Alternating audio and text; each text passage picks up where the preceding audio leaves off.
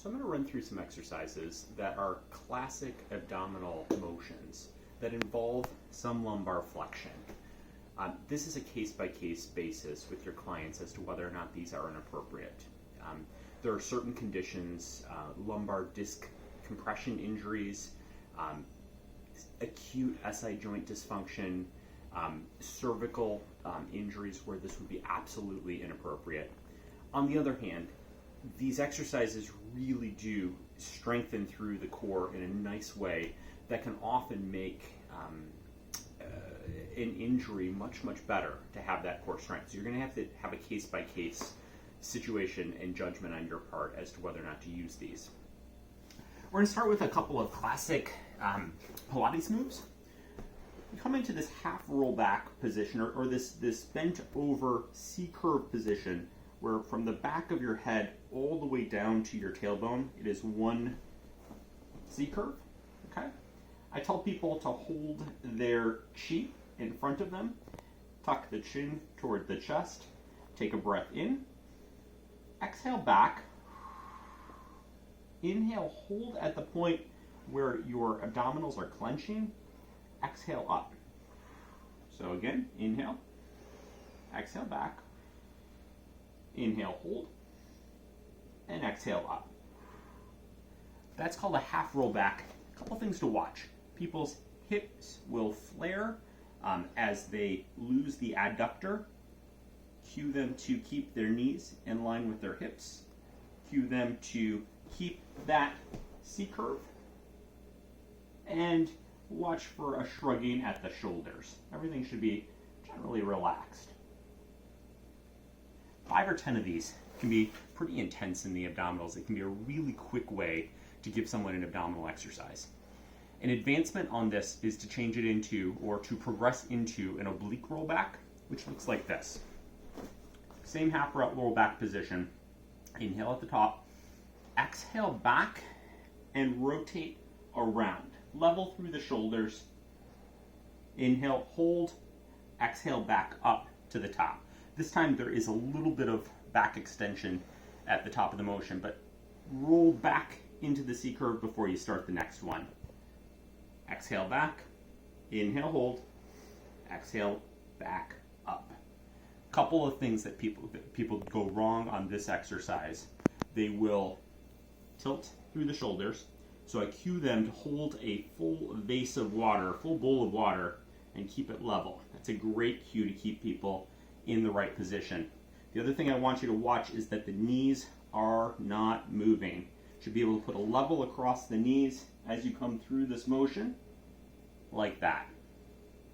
Watch again for the dropping out of the hips. That's an oblique rollback. Moving on, we're going to teach a hollow hold. So here is the epitome of lumbar flexion. You are pressing your lower back down into the floor and holding here or here. Remember, long back of the neck. This is just an isometric hold where we're cueing the pressing back into the floor, hollow hold.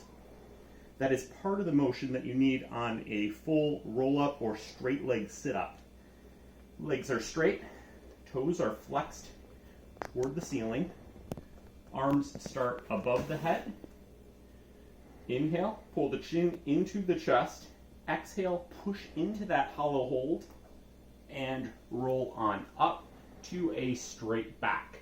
Inhale, exhale back and roll down vertebrae by vertebrae, pressing your lower back down, middle back, upper back, and then finally head. Inhale, exhale, pull the chin into the chest. Roll through every vertebrae. Come up to a straight back, reaching forward, not folding forward. Inhale, hold. Exhale, and roll down.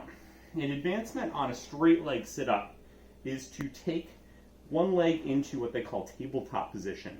Soft point of the toe, foot is sitting on top of, low coffee table.